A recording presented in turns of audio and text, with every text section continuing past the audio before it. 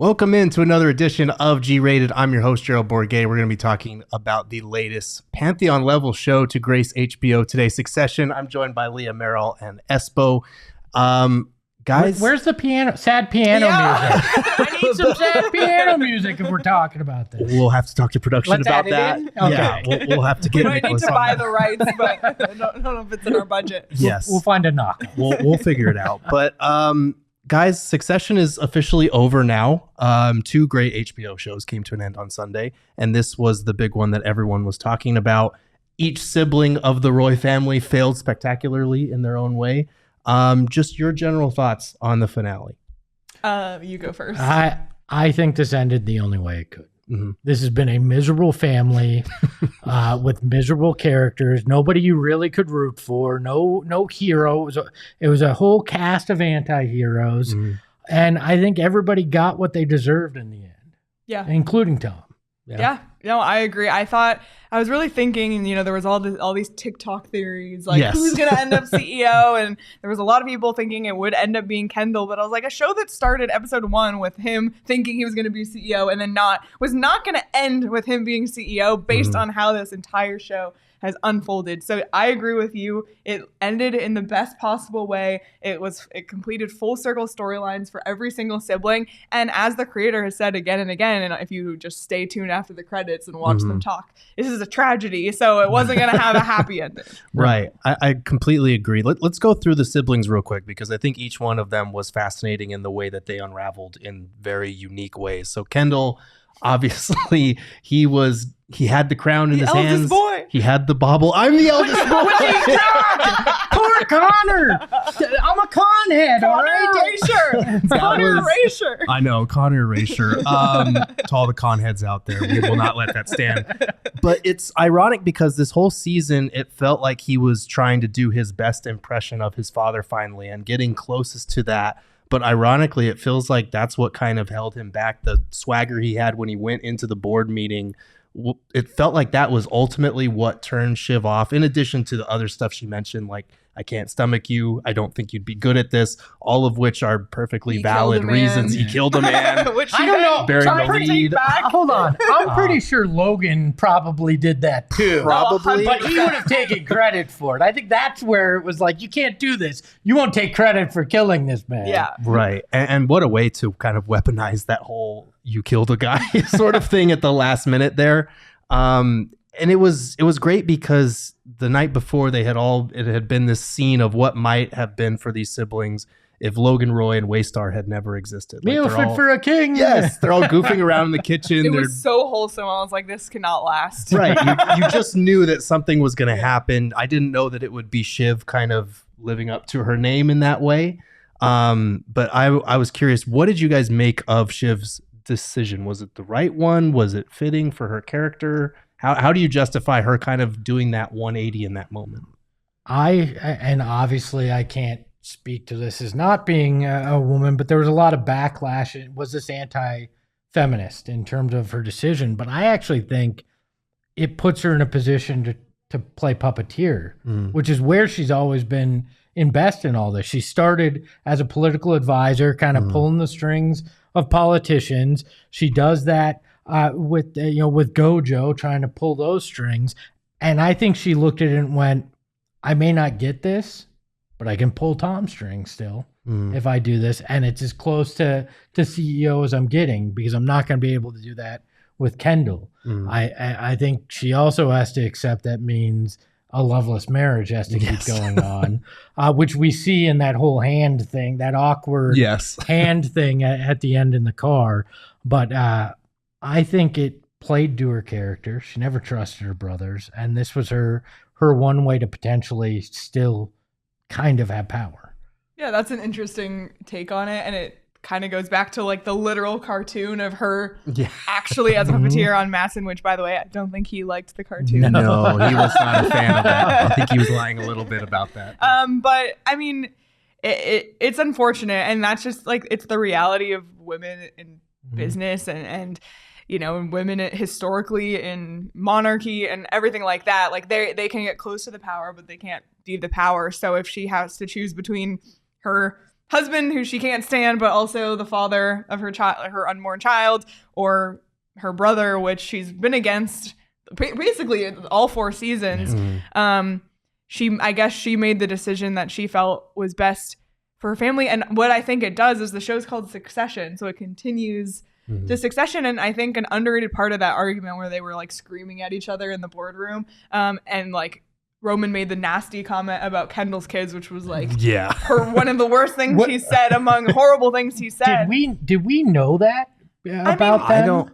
You definitely like could surmise that one of the kids was adopted. I think. Yeah. But no, I don't think it was ever clear. I mean, that was brutal. Yeah, that was brutal. But I think like when he mentioned, like when Roman mentioned, the unborn child and blah blah blah. Like I don't know if something clicked for Shiv that she thought like, maybe now if Tom is CEO, then it can somehow like now the succession moves to her bloodline versus the eldest boy. I don't know. And that's what I liked about the ending is there's so many different interpretations of why she did what she did. Yeah, I feel like for me it was partially out of just the fact that she believed what she was saying, the fact that he had killed someone, the fact that he wouldn't be good at this. She never really believed in him. You're right.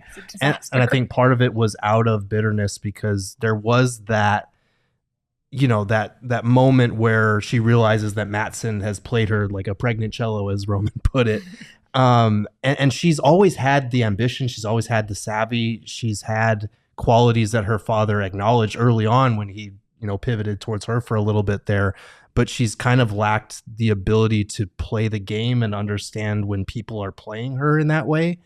And so I think when she saw the way that Kendall reacted to Roman, he kind of waffled for a second there. And then he said, and Kendall was like, yeah, that's right, or something like that. I feel like that just pushed her further away from what she had said she was going to do. And like to her credit, it was probably the right decision. But I also want to talk about Roman because Roman spiraled spectacularly in the last Roman, 2 episodes. Right? Yeah. His pre-grieving apparently did not go very well because there was some actual real grieving. But it feels like at the end, he was the one who was most ready to accept what had been the writing on the wall for seasons now, that their father didn't want it to be any of them. He didn't think any of them, they were unserious people. And he acknowledges that at the end in the boardroom. Isn't that the last line that Logan Roy says in the show? I love you, but you are not serious people. Yeah. So good. So I feel like he, oddly enough, he's probably the most despicable character or one of the most despicable characters, but he had a better understanding when he got trampled by those protesters in the street. Like, okay, yeah, we're really not shit. Like, we are bullshit, like he says at the end. I think he winds up, he probably gets what he really wants, right? 100%. I don't think he ever really wanted, I think that's why he acted as bizarre as he did. He never really wanted to be in that world. And it was pretty obvious he never was comfortable in it. And I think you see that in his breakdown scene at the funeral. It's like, I don't want to do this. Like, he always was the little kid, like, stuck in the adult body in it. So in the end, it felt like, okay, maybe he found some freedom in that, and just not having to be that anymore. Yeah, and his final shot at the bar, like he kind of does smile. He orders Jerry's drink, but he does smile, and it goes back like what he said in the boardroom, like, it's bullshit, we're bullshit. If you even just go back to season 1, like he wanted, like, he was out of there, like he wanted no part of it, and I think he just got caught up in what all the siblings got caught up in. And I think the reason he spiraled so much at the funeral was seeing like the finality of his dad wasn't there, and with his dad not there, like you start to wonder, like, what's the point even of me doing this? And I think if he starts thinking of like a greater purpose, like Kendall, his entire purpose in life was to like be CEO of Waystar, and that he says as much too. Yeah, since he was 7 years old, and I don't think that's how Roman thought. So honestly, like. And I thought Roman was going to be the one to waver when they were going around, because he did hesitate for a second. I was like, oh my God, he's going to say no. But it ended up being Shiv. But I think he felt relieved in the end. And it's funny that he probably got what he wanted in the end. And listen, he's fine. They made a lot of money on that acquisition. Right. That's the thing. They'll be fine. The three of them likely are billionaires now, right? And it's now their money, not tied to dad. And yet they are the most miserable people that are sitting there with billions. Right. You know? It ended the exact way as it began. Extraordinary wealthy, miserable people being extraordinary wealthy and miserable at the end. And Rome, I feel like his bid and a lot of the things that we saw in the finale, especially, he was always the most emotional of the Roy children. And so I feel like he kind of wanted it for himself out of not just pride and ego, but just because that's what his siblings were doing. And he's always constantly sought acceptance from his siblings, acceptance from his father. And so it felt like, especially that very uncomfortable hug with Kendall, where he was like squeezing the stitches to give him kind of a way out because he was so weirdly fixated on the stitches look fine. Like, why shouldn't it be me? He was spiraling, and Kendall gave him that way out in very cruel, weird, but appropriate fashion. It was interesting for me, but we got to talk about Tom, who technically Can I bring one more Kendall point up? Yeah. We talked about him not quite being his father. Well, he never played the card about Gojo having the inflated numbers, right? The smoking gun, the thing that could have destroyed the whole thing if he had played it right, he never played it right. And that's where Logan would have pushed that and gotten control that way. That just struck me as interesting too, you know? Yeah, and I think to that point, like, Shiv did a good job of making sure it was on the day of the funeral and all the other stuff was going on to kind of bury the news. But like, that is interesting. I do want to talk about Tom because Tom technically won, but in the words of, like, he's the guy that's willing to eat shit. And that's why he won. Like, his own wife said he'll suck the biggest dick in the room, basically. This is the guy that has swallowed loads literally on a closed loop system. If you remember back to season 1, like, he's willing to do the dirty work and be amenable and be the pain sponge that Lucas Matson is. That was my favorite line. I am a pain sponge. Because I think some of us Arizona sports fans can feel that in our core. I am a pain sponge. True, very true. Yeah, Tom did. I mean, he always went with the person he felt like was the most powerful. Like, that's why he betrayed Shiv, his own wife. He married Shiv for this. Like, every decision Tom has made, everything he's done has led him to this point. And the thing is, like, if Kendall was CEO, Kendall would want all the power. I think Tom recognizes that he's more of a face and rather than somebody with all this encompassing power. And Matson made sure that when he interviewed him for the CEO at the dinner the night before, and everything Tom said was exactly what Matson wanted to hear. And he's not weak, obviously, because he's in this position, but Are we sure, though? He's not weak, but he's very, he's opened himself up to, like you said, a lifetime of pain. He's under the thumb of a madman, and he's basically committed to a joyless marriage. But doesn't that make you weak in some ways that you've decided that this is your lot? But he's CEO. But he chose the career. Yeah. The disgusting brothers win in the end. Nobody saw that coming, I guess. Yeah. I love that with Greg. Interesting theory, though. Did you hear this? Oh, my gosh. Yes. The baseball play. The Tom baseball player, Bill Wamsgans was a baseball player in the 1800s who played for the Cleveland Indians and had an unassisted triple play, the first one in the World Series, in the fifth inning of a game, basically took out 3 players by himself. This has been a theory that they left it out in plain sight if you research the last name. The writers and stuff claim that's not true, but Wamsgans with that tie, and then Siobhan, her nickname being Shiv, which is exactly what she does to her brothers in the end. I loved it. No, I love the name stuff, and shout out that name TikTok that was the one that unveiled this, because she was saying, like, if there's ever an uncommon last name in a show, because normally it's pretty common. Even Roy means king. Right. So yeah, that was insane. I couldn't believe that. It was, and it also had the King Lear tie-in as well, because the show was loosely based on King Lear, and the guy Edgar, who basically gets the kingdom, who's offered to share it with Albany. He spends most of the play disguised as a beggar named Poor Tom. So it's like Oh my the gosh. foreshadowing was there from the And beginning. Shiv does make a Lady Macbeth reference. In She the does. finale She as does well. indeed. And doesn't Tom get some out in a softball game in the very first episode? I think so. Oh my So god. like, there's all these weird Yes. ties, but the Genius. crazy thing to me is nobody grows in the entire show. No. No, over 4 seasons, nobody changes, nobody grows. They all wind up. Even Greg winds up being the parasite. Greg? in the end. Yeah, the opposite of growth for Greg. Yeah. Like regresses as a human being. 'cause My goes from theory being was he innocent, was going to but- wind up as the Ugh. CEO because he was the least assuming, but Highest that paid would cause- assistant in Yeah. human Yes. history. Yes. So now that the show has come to an end, what will you miss most about it? The intro. the music. The music. Okay, the Uh-huh. music in the final scene was, I've listened to it like Uh-huh. over and over and over. Like I was folding laundry yesterday. Listening to it. Oh my god. It was phenomenal. But no, yes, I will miss the intro. But the writing is Yes. just unbelievable. And the acting. Like Yeah. just the dynamic between the 4 siblings. Oh man, it was just phenomenal. I'll miss the dysfunction. Yeah. I mean, anytime you had your own issues, you could watch that and go, but I'm not them. Right. And that's good.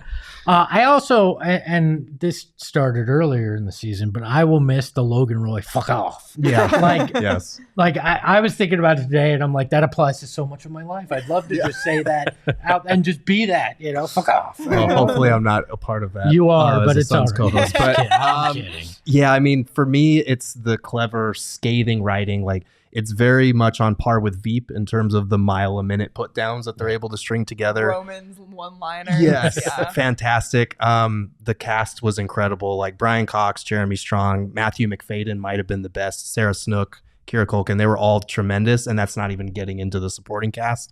And it's not easy. Don't kill Connor off again. Yes, yes. And it's not easy to make a show about the most vile and like morally repugnant elites on the face of the earth and make them compelling and make it like it's a hate watch at times and it's cringy at times, but it's so well done that you appreciate it at the same time. Any complaints or concerns with the final season?